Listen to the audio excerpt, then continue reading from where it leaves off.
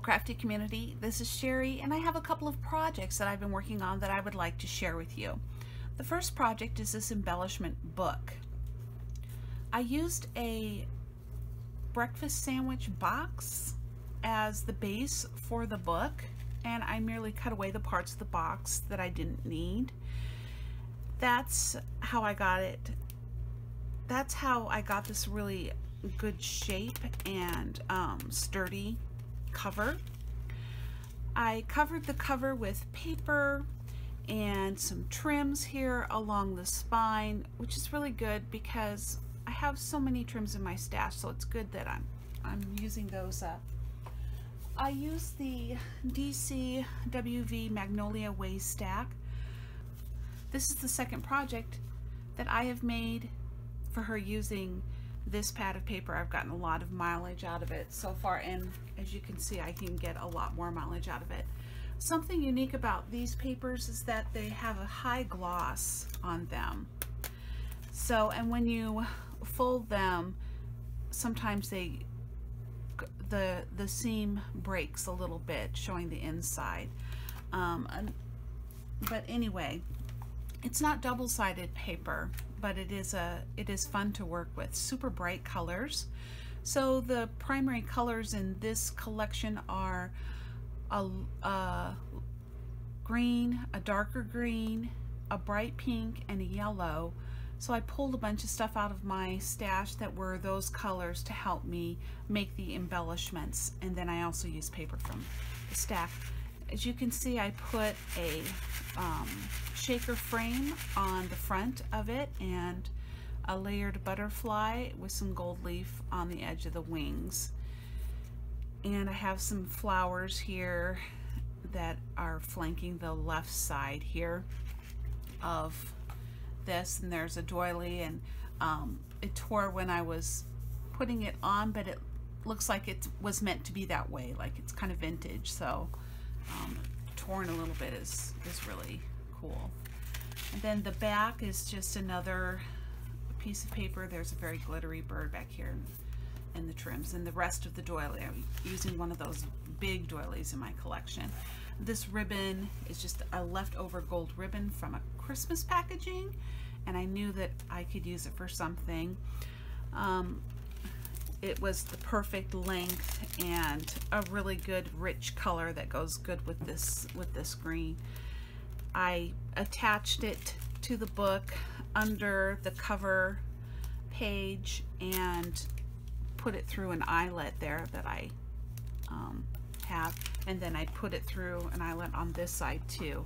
So that kind of made it look really nice and kind of classed it up a little.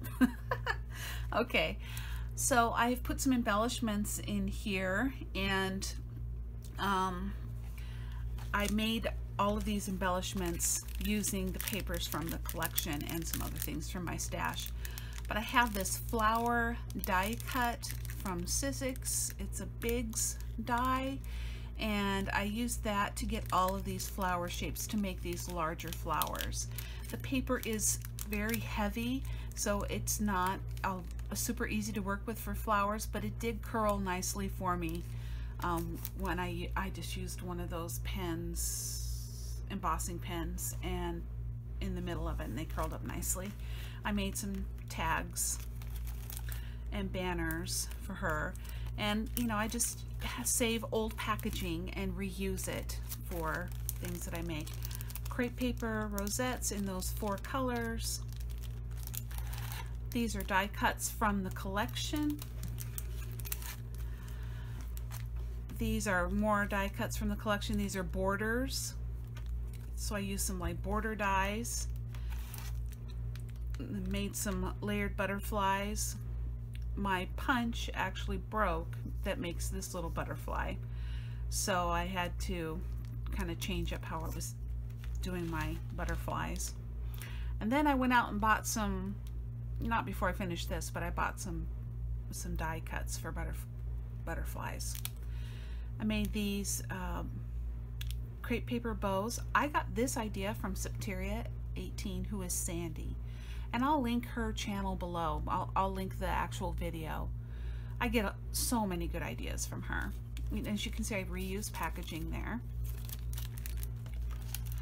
And then these embellishments I made, and using some of those Dollar Tree items, some scallop circles from the collection, some of those Tim Holtz words, these tassels I got from Tuesday Morning, and I crimped this paper using that Fiskars paper crimper, which I don't see handy right now, but I use that Fiskars paper crimper.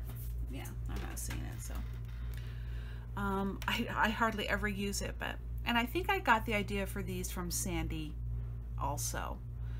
If I see that video, I'll post it also. And then this accordion pocket, triple pocket deal, that idea I got from Scrap the World here on YouTube, and I get a lot of inspiration from her too. That's Tamika. She does swaps, and so she presents in her videos what everyone has made for her swaps, and it's just a ton of inspiration in every video. And then she also does tutorials and stuff too. So she made an embellishment book, and she made it smaller than this one, but her directions for how she did it were super easy to adapt to this size, and I really appreciated that. So I'll post her video for that below too. I'm sorry, I keep checking to make sure I'm in frame. So this is my first project. I think it turned out really neat. I know that the recipient's going to really love it. She loves these papers, these colors, and sort of vintagey look, so she's just gonna enjoy it very much. So I'll be sending that out to her. And then I also made a flip book, and for that project I used this Apricot Honey pad by Prima. I had seen somebody using this pad somewhere on YouTube over a year ago, and I thought it was the most exquisite paper.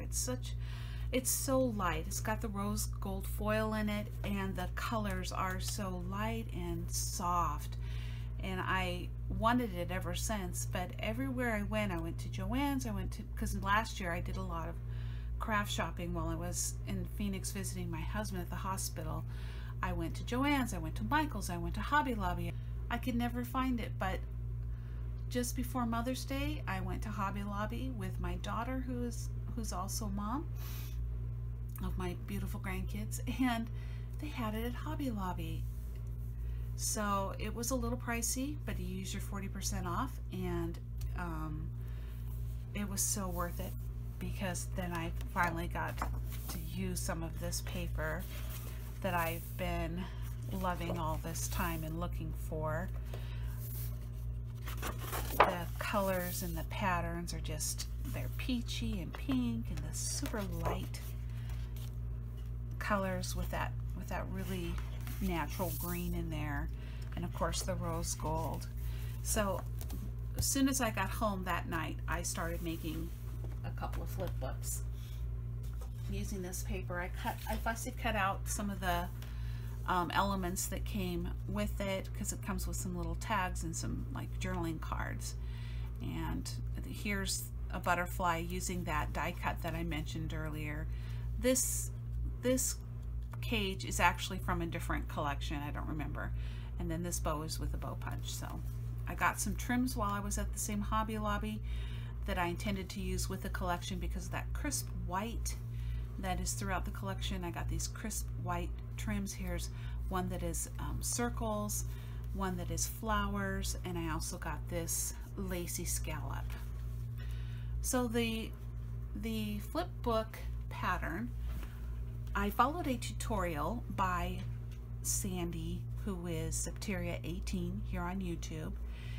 She posted it a while ago, but recently she remade this flip book in a smaller, more miniature form. It's super cute.